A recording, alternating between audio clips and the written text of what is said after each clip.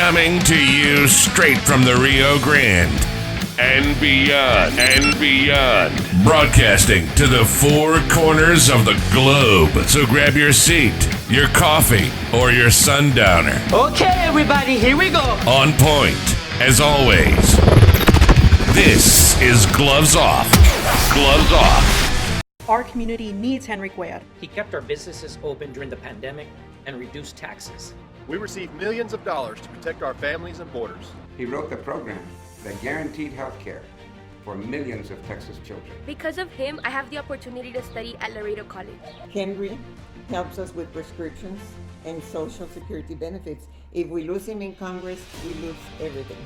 I'm Henry Cuellar, and I'm going to continue fighting for you and your family, and I approve this message. We're back at you in Gloves Off, and I'm here with a great friend and great patriot, and he is a security expert, KD SIMS, and we're going to be touching base on the tragedy that happened yesterday in Uvalde and the reasons behind that. But first of all, we want to send our prayers and our condolences to the families and our prayers to Uvalde and to Texans all alike, because everybody's worried because kids are still going to school. Good morning, KD. You're doing good? Good, Professor. Thank you for having me this morning. And absolutely, our prayers go out to all the parents and the students and our law enforcement border patrol. What a tragedy that hit Texas last night. Absolutely. And I want to put this out in the front. This is not about race. This is not about political sides. This is about the main reason why this is happening to our kids and why they're being murdered at school. How come stuff like this not happening at malls? How come stuff like this is not happening in Disneyland or in Six Flags or at a concert? It's all about money. That's what it boils down to. And on both sides of the political fence, they're both going to blame each other. And we can go into that if you wish. But the problem that I see is money. And you've been around school boards long enough to understand that and how money is spent. And we'll kind of put that together. And I'm going to tell you why. Money is not being spent wisely for the safety of our kids. That's the bottom line. Absolutely. And I'll ask you that question, and you've been in your involvement within the school boards. What do you see on that side? Well, Professor, the main thing that I try to preach about every day is there's not enough people involved that know what's going on. And I preach about this daily. I've been around the state for the last 2 years on campaigns and talked to thousands and thousands of people. And, not to bring politics into this, I don't want to, but people walk into a voting booth and don't even know who they're voting for, whether it be a school board member or senator. And so we don't know where the money goes because we're not paying attention. But I can tell you, being in that industry for 32 years, the money goes to admin staff, and it goes to big fancy stadiums and big fancy schools. And we don't put the money where it needs to be, which is in our kids and in our security for our schools. Some of the schools have, pretty good systems. Others in those rural communities don't. And although they may have an armed teacher or an SRO officer, it doesn't mean that officer can be in all the places in that school at one time. So we've got to get back to the basic fundamentals of keeping our kids safe, because when you drop those kids off in the morning, you expect to go get them when classes end. And, God have mercy on all those souls and those parents that didn't get to pick their kids and grandkids that yesterday. And it happened for no good reason whatsoever. Absolutely. And you're right into the fundamentals of that we have to get back to protecting our kids. You see a lot of school districts, you see a lot of schools that have no fences. They're open. They are open, especially in your rural communities. And, I've seen it in my career to where, a lot of the big schools in big towns have one entry point, and they have to bus you to get in. But all it takes is one teacher leaving the back door open to save a little bit of walking. And when you leave that back door open, that's where your intruder can come in. And, the fences, the security cameras, inside and out, the parents on patrol, whatever the case may be. There's a million ways to fix this, but we just have to be determined that there's an issue and fix that issue. It's not that hard to fix. It's really not. This is not about political. This is about our children. Absolutely. And I'm with you on that. And seeing the security and what security is to take care of somebody, you have to check how can I say, you have to make sure that around you 360 is safe, and that's not happening here in some of the schools. You might have a security guard in the front, but not in the back. Number one, I think all the schools need a fence, and a good fence and a good entryway. Just to make an example, there's a lot of a good friend of ours send me a list of what they spend on security, how much money goes allocated into security, whether it's police officers or security in general. And here in Laredo, about 3 years ago, we had a similar incident that was squashed by the United Independent School District Police, which they did an excellent job in finding that there was some threats made and a kid took some guns to campus and so on and so forth. Then everything else was just swept under the rug like it usually is. But thank God they stopped it before something would have happened, because number one, my kids went to that school and all the other kids here in Laredo went to that school. But it was stopped.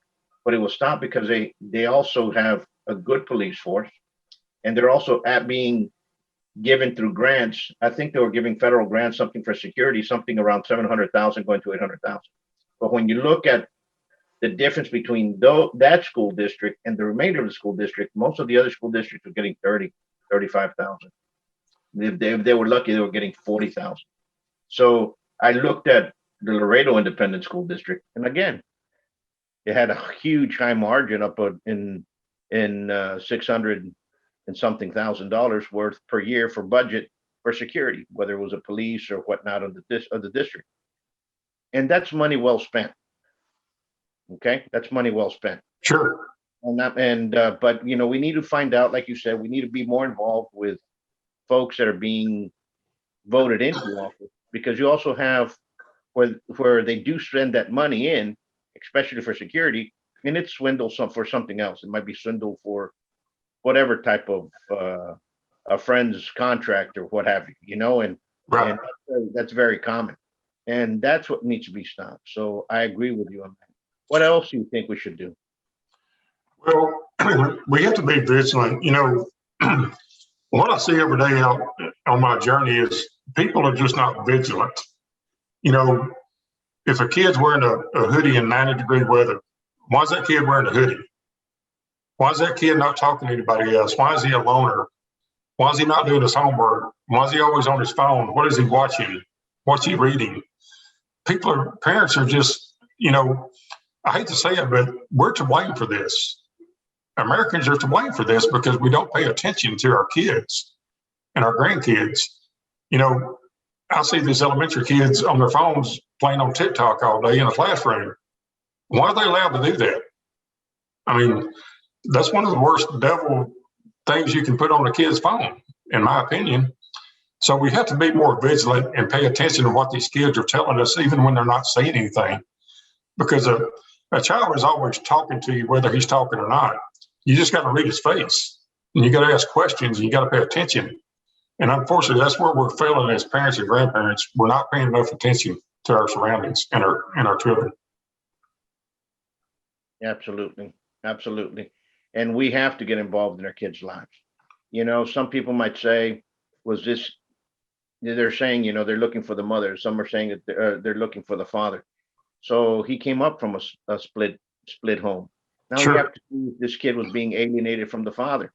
How come the father wasn't involved in the kids' lives? Now they're saying, oh, the father was involved in the kids' lives. Maybe the mom didn't allow him to. There's many questions in there that lead to this. And there's many speculations that we can say in very different scenarios. But there's a lot of problems within society that we all have to fix. And that alienation could have triggered this kid to do something like that anger that he had locked up inside. And we'll never know now, because he's no longer around, and his grandmother is deceased as well. So we're not going to see what's going on. We're not going to see behind that. We can only speculate. But there's a lot of wrongs. Number one, parents, you have to get involved in your kid's life. If you're separated, divorced, live somewhere else, get involved with your life. Fight to be involved with the life within the life of your kids. That's the number one goal. President, I don't know if you want to touch on this now, but what we're seeing a lot here in Texas, especially where I am in McKinney, the unfortunate part, the pornography is taking over the schools. Sure. And that's what I'm seeing. And every day when I'm out, every day on Facebook or Twitter, I get another book that's been found or something else that's been found in a school. And, you know, we talk to these board members, we go to these meetings and they just blow us off like we don't exist. And they're not going to listen to us until enough people finally stand up and scream loud enough to say, y'all are hurting our kids. And that's what I preach every day about involvement. You know, you don't have to take all day to do it. You can take an hour out of your day and do it. But, you know, go to school and read to a class or see if you can volunteer for the school or something so you can keep eyes on what's going on. But we drop them off in the morning, we go get them at night, we start watching our sitcoms or whatever we're going to do. And those kids are hurting inside and nobody even knows. And that's where the problem is rooted from. It's rooted from the home and it's spilling over to our schools. And that's when these tragedies unfortunately happen. Absolutely. I'm going to agree with you more. And that's what I say. The involvement, you have to be involved with your kids' lives. School is also part of the kids' life. And you have to be involved within the school. You have to be involved with their homework. You have to be involved with what they're having in on their cell phone. You have to see what they're watching. You have to see what apps you have. You have to actually guard them more now, be more vigilant than ever. And that needs to be done. That needs to be done. And again, you have to be involved with your kid's life because if you do not raise them, somebody else is going to raise them on their own terms and on their own ideals. And that's what's going on now in this country. You're right. I mean, we're dependent upon the schools to raise our children right now and our grandchildren. And that's not the school's responsibility. Their responsibility is to teach. Absolutely. It is our responsibility to set those values and those standards for those kids when they do go to school. They know the difference between right and wrong. And right now, that's not happening in this country. Absolutely. We've handed them off to the schools and say, y'all keep them for 8 hours and then we'll come get them. And unfortunately, that's the mentality we're dealing with in a lot of communities. Yeah, you're absolutely correct. You're absolutely correct. And that's what happens. And parents' involvements need to be involved inside this. And teachers as well. And listen, and I tell this to listen to your kids. And I'm gonna tell you why. Because your kids can come in here and say, you know what? So-and-so's acting very weird. So-and-so's making threats. So-and-so's doing this. And you start paying attention to that. Well, then you go in there and you can quash things that are going on. So-and-so can be getting some help. And we are not listening to that. You know, we're brushing it off like if it's a fad. It's not a fad. Some kids, some people, just kids like adults, have psychological problems. And we have to understand where they're at. We have to be able to recognize them. Kind of hard because none of us are psychiatrists or psychologists, right? But we have to be able to spot that and be able to recognize that and be able to send it to the counselor for them to, or somebody for them to be getting some treatment. And that needs to happen as well. Well, I'll take another step too. You know, so many people are afraid to get involved. They're afraid to speak up at a board meeting because they're worried about being canceled. And I'll tell people every day, you know, I'm in a little bit different situation. They can't cancel me because I'm officially retired, but it doesn't mean that you can't speak up for your children. Are you more worried about being canceled or are you more worried about your children's safety? I mean, that's what it comes down to. Absolutely. Absolutely. I fully agree with you. I'm in full agreement. Full agreement. You know, some areas are a little bit different than others. Here's a little bit more vindictive. You know, they're a little bit more Machiavellian. But I think all elected officials, we need to do something across the board here in Texas, and that is put term limits on every elected official, school board, non-school board. That has to happen now. And Yes. that's the main thing that needs to happen from the governor all the way down. You got 1 term or 2 terms. If you can't do it in 4 years, you shouldn't be there for another. Well, just like the great Senator Huffine said, we need term limits from the dog catcher to the governor. And Yep. that's right, we do. We've got a board member on our board, and McKinney's been on the board for 35 years. We got some here as well. We have some here as well. And these people have been in that position so long, they don't expect you to question them or judge them because they've been there so long, they have all the answers. Well, I'm here to tell you they don't have the answers. What they're doing is they're sweeping this tragedy under the rug, and they're not addressing it because they don't want to get involved in it. So we spend every day holding these board members accountable. We're doing FOIA requests like crazy. We're checking out financials. We're checking out where the money goes, who they're spending it with. And we're going to hold them accountable. And we're not going to run from the tyranny. That's our tax dollars there. And we're going to make sure that they're accountable. So and getting back on track with the shooting and the security, what are the needed steps for a school board to be doing right now to make sure that each school is safe? Well, from my personal opinion, I would say that they have to really crack down on the one entry point to that school. They also need to have what they call the panic buttons inside, to where there's typically one under the reception desk and there's one by the principal's office. You don't let anybody in that school that you're not familiar with. If you don't know who that person is, you go outside and greet them. You don't let them in that school. There's a lot of safeguards. They've got background checks that they take your license, they background check you, they find out who you are. But if there's anybody suspicious that tries to come in that school, and you don't know really who they are, that should be a red flag for you. Unfortunately, we need cameras in these schools. We need them outside. I think your idea of having a fence is a good fence. But when you have one SOR officer protecting a middle school, or maybe 2 protecting a high school, some of the high schools here are over 400,000 square feet. It's impossible for those officers to be everywhere.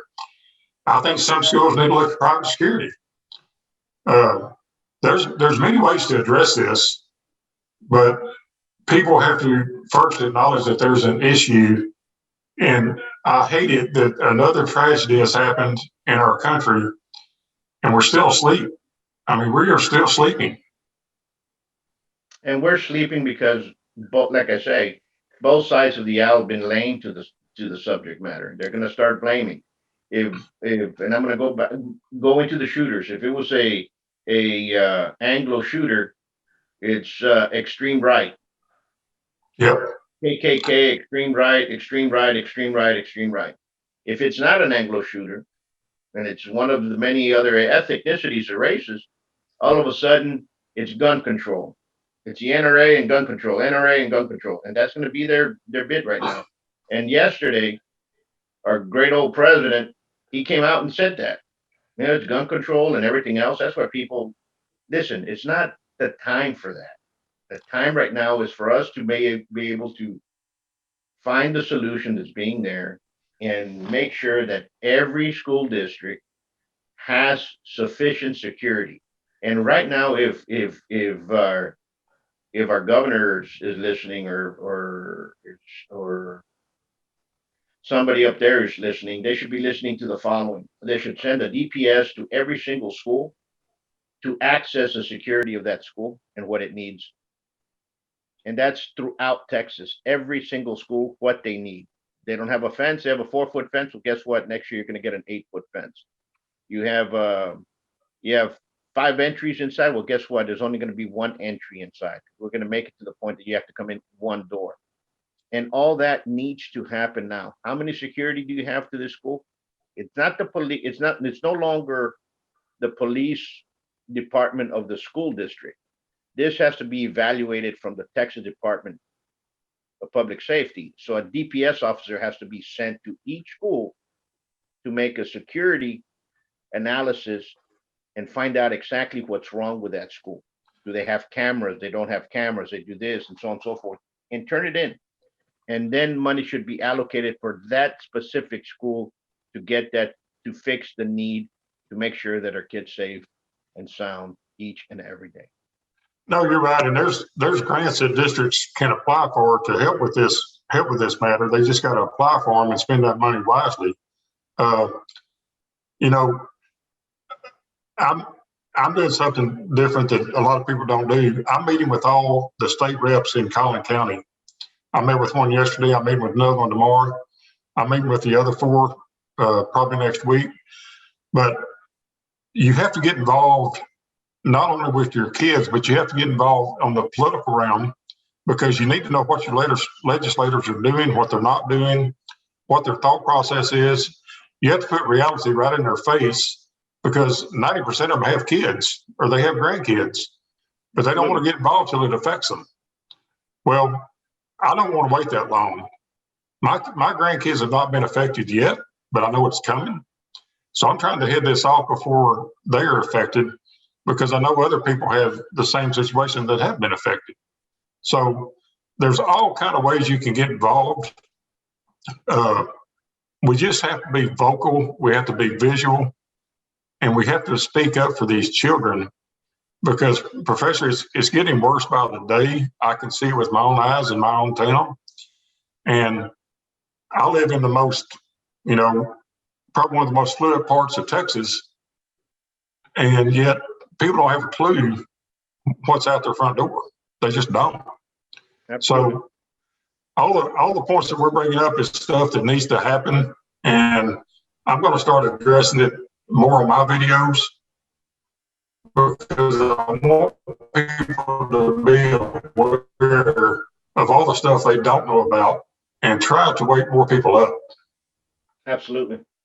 And again, folks, if you're out there and you're concerned, reach out to your school board, reach out to get a group going, do that, talk to your state representatives, talk to your county officials, let's talk to your local sheriff. Let's get involved, because number one, it's our children. And I'm telling you all, it boils down to money. They're not losing any money. They're not losing any commodities for these murders to continue happening to children in schools. Just think about that. If it would happen in an amusement park, it would happen in a mall, it would happen in a theater, it would happen in a restaurant, it would happen somewhere else, what would happen? People lose money. And here, the school districts and everybody is still going to get the same. So it boils down to money. And money has to be spent wisely to secure the safety of our kids now. And it's a very simple process. It's not about guns. It's not, listen, I'm an avid hunter. I've been hunting since I was a kid. My kids all know how to hunt. They all know how to shoot. They respect that. Something that I haven't seen in schools now is, I remember living in Louisville, Kentucky, when I was fourth, fifth, and sixth grade. And every year we had a police officer come in and teach gun safety. And you had to take a test. If you didn't pass it, you take the class again. And you don't see that happening anymore. We have to teach gun safety in schools now, because we live in Texas, and the majority of houses in Texas, the vast majority, have a gun or two or maybe more. And we have to teach our kids how to properly understand what a gun is, and not have a respect and lack of respect thereof. Well, and Professor, you know this as well as I do. Guns don't kill people. People kill people. Guns are always going to be in the evil people's hands. We're never going to stop that. So gun control is completely out of this realm, has nothing to do with it. This has to do with the mental health and parents paying attention to what's going on with their children. Absolutely. Absolutely. Couldn't agree with you more. And once more, our condolences and our prayers go out to Uvalde and to the parents that lost their loved ones. Yes, pray for all the people in Uvalde, all of our law enforcement, border patrol, and we need to keep the prayer chain going for those folks. And I've reached out to some people down there and told them if they need some hands down there, just call me, and I'll be the first one there. Absolutely. I want to thank you for your insights. I want to thank you for your time, and keep doing what you're doing in informing others. And thank you for giving us a different view of what needs to be done. Professor, I appreciate you. You're a great patriot. I'll be happy to come back anytime. And we'll see you soon. Until Thank next you. time, folks, you all stay safe and be safe.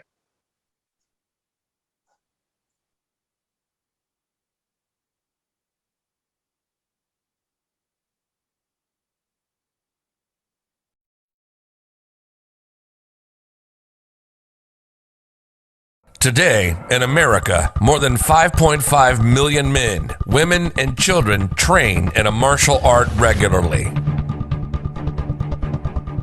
Buitrón Academy has been serving Laredo for over 30 years now. Our adult classes are geared for producing the best in you, teaching you street-ready techniques. With the arts of Savate and Kenpo, you'll learn the traditions of these sciences of combat, as passed down professor to student. Hello, my name is Jaime Garcia. I started Savate when I was 17 or 18. I'd like to say it was because I was in search of knowledge, but truth be told, I joined Savate because I got my ass kicked at a bar. My mouth was writing checks, my ass couldn't cash, so I figured I should learn how to fight. I was looking through the paper, trying to find someone that I could really learn something from, and I came across Buitrón's school. Even though it was on the other side of town for me, I wanted to go someplace where I wasn't going to be wasting my time. So I came by. He was nice enough to take me on as a student, and I started learning. I went all the way up until I think it was white glove, pretty consistently. As a matter of fact, I think I even failed one glove because one year I wasn't prepared enough. I believe it was my green glove. So I had to take my green glove twice, but definitely didn't stop me from coming back because that was definitely my fault. But I kept coming back year after year, and I loved it. I had to stop when I was about 25, 26. I had to go to school, I had to go off to college, but I never forgot what I learned here, and I promised myself I would always come back. I just had to get some life stuff done. So I went to school. So that definitely not only gave me the confidence to do so many other things in my life, but it also got me out of a lot of trouble that I admittedly got myself into. But definitely one of the most important things I ever learned in my life was how to fight. I finally came back. Even though I live in Austin, which is a good 3.5 hours away, I still make the time to come every month to come and learn because it's one of the best decisions I ever made in my life, one of the best things I ever did. And I believe it gives a person something that the society is very much missing these days, which is a discipline and a drive to go forward, drive to keep doing what you're doing. And I believe in it so much, I'm just waiting for my kids to get old enough to hopefully start doing it themselves. And yeah, best thing I ever did in my life, and I wouldn't change it. Come train at the best kept secret of Laredo. Give us a call for your free evaluation at 956-401-4868 or check out our website at savate.biz. Follow us on YouTube and Facebook.